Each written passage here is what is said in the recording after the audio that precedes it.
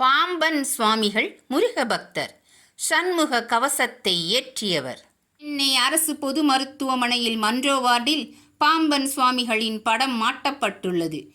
ஆஸ்பத்திரியில் எதுக்கு பாம்பன் சுவாமிகளின் படம் மாட்டப்பட்டுள்ளது?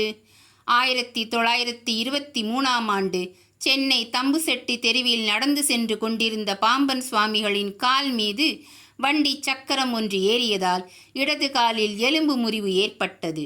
இதனால் அரசு பொது மருத்துவமனையில் பாம்பன் சுவாமி அனுமதிக்கப்பட்டார். அங்கு அவருக்கு எக்ஸ்ரே எடுத்து பார்த்த டாக்டர்கள் காலில் ஒரு அறுவை சிகிச்சை செய்து காலை அகற்ற வேண்டும் என்றார்கள்.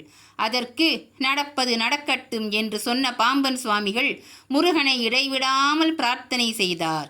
அப்போது 15 நாட்கள் மருத்துவமனையிலேயே இருக்கும்படியும் எலும்பு முறிவு குணமாகிவிடும் என்றும் அவருக்கு அசரீரி கேட்டது. அதனால் டாக்டர்களிடம் 10 நாட்கள் கழித்து அறுவை சிகிச்சை வைத்துக் கொள்ளலாம் என்றார்.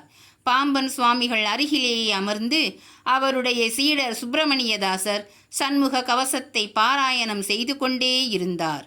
அவர் கண் மூடி அமர்ந்திருக்கும் போது முருகனின் வேல் பாம்பன் சுவாமிகளின் காலில் அடிபட்ட இடத்திற்குள் ஊடுருவி செல்வதைக் கண்டார். அதே சமயம் தான் அனுமதிக்கப்பட்டிருந்த அறைக்கு மேல் வானில் 2 மயில்கள் நடனமாடுவதைக் கண்டார். பாம்பன் சுவாமிகள் அதை அவர் ரசித்துக் கொண்டிருக்கும் போதே முருகன் ஒரு குழந்தை வடிவில் தனது அருகில் நடந்து வரும் காட்சியைக் கண்டார். முருகா முருகா முருகா முருகா முருகா முருகா முருகா முருகா முருகா. தாங்கள் கண்ட அதிசய காட்சிகளை பாம்பன் சுவாமிகளும் அவரது சீடரும் பேசிக்கொண்டே அப்படியே தூங்கினர். மறுநாள் காலை டாக்டர்கள் வந்து மீண்டும் பாம்பன் சுவாமிகளின் காலை எக்ஸ்ரே எடுத்து பார்த்து அதிசயித்து போனார்கள். முறிந்து போய் இருந்த எலும்புகள் தன்னால் குணமாகி விபத்து ஏற்பட்ட சுவடே தெரியாமல் போயிருந்தது.